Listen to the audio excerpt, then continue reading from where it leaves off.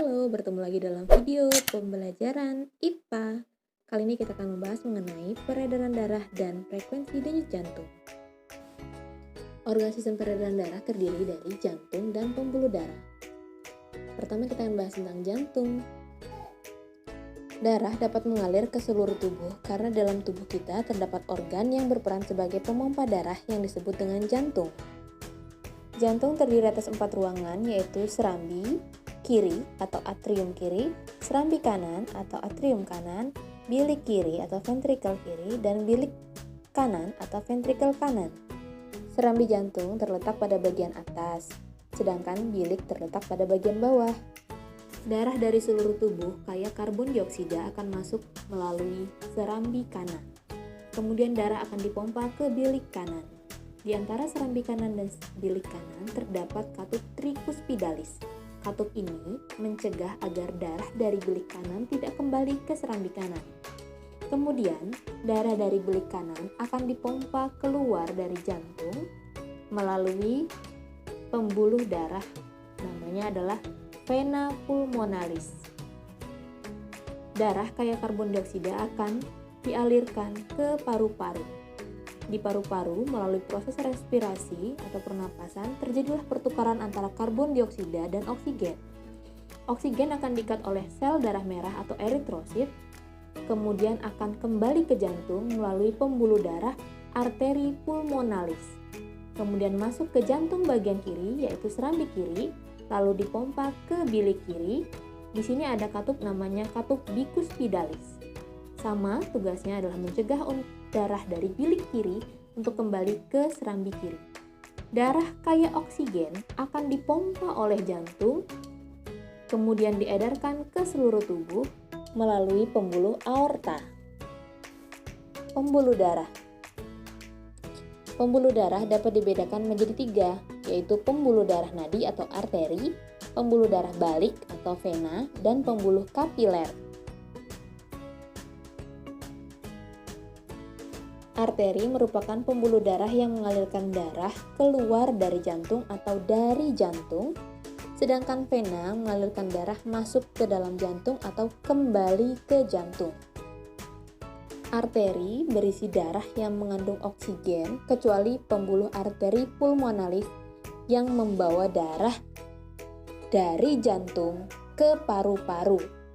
Artinya membawa darah kaya karbon dioksida ke paru-paru. Vena adalah pembuluh darah yang membawa darah kaya karbon dioksida kecuali vena pulmonalis yang membawa darah kembali ke jantung berasal dari paru-paru.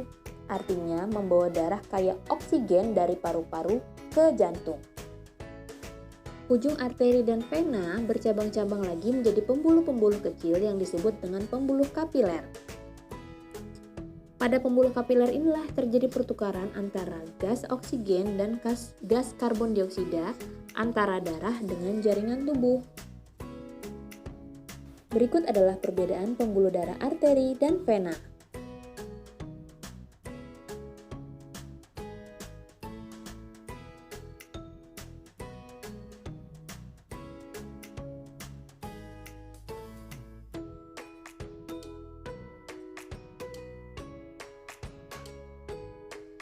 Selanjutnya adalah peredaran darah.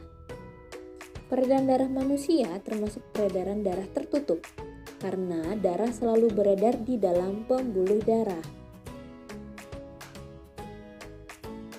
Setiap darah melewati jantung, yaitu sebanyak 2 kali, sehingga disebut peredaran darah ganda.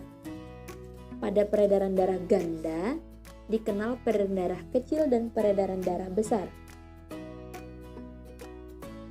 Peredaran darah kecil merupakan peredaran darah yang dimulai dari jantung, yaitu bilik kanan, menuju ke paru-paru, kemudian kembali lagi ke jantung bagian serambi kiri.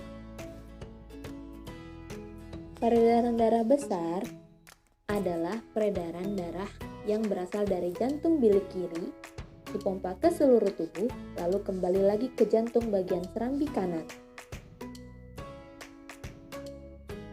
Ada beberapa faktor yang menyebabkan frekuensi jantung meningkat. Di antaranya adalah kegiatan atau aktivitas tubuh. Orang yang melakukan aktivitas memerlukan lebih banyak sumber energi berupa glukosa dan oksigen dibandingkan dengan orang yang tidak melakukan aktivitas seperti duduk atau berbaring. Untuk memenuhi kebutuhan sumber energi dan oksigen tersebut, jantung harus memompa darah lebih cepat. Berikutnya adalah jenis kelamin. Pada umumnya, perempuan memiliki frekuensi denyut jantung yang lebih cepat atau lebih tinggi daripada laki-laki. Pada kondisi normal, denyut jantung perempuan berkisar rentang antara 72 hingga 80 per menit, sedangkan pada laki-laki berkisar 64 hingga 72 denyut per menit. Berikutnya adalah suhu tubuh. Semakin tinggi suhu tubuh, maka semakin cepat frekuensi denyut jantung. Hal ini terjadi karena adanya peningkatan proses metabolisme sehingga diperlukan peningkatan pasokan oksigen dan pengeluaran karbon dioksida. Berikutnya adalah umur. Pada janin, denyut jantung dapat mencapai 140 sampai 160 denyut per menit. Semakin bertambah umur seseorang, semakin rendah frekuensi denyut jantungnya. Hal ini berhubungan erat dengan makin berkurangnya proporsi kebutuhan energi. Baiklah, sampai di sini dulu video ini. Terima kasih sudah menyimak.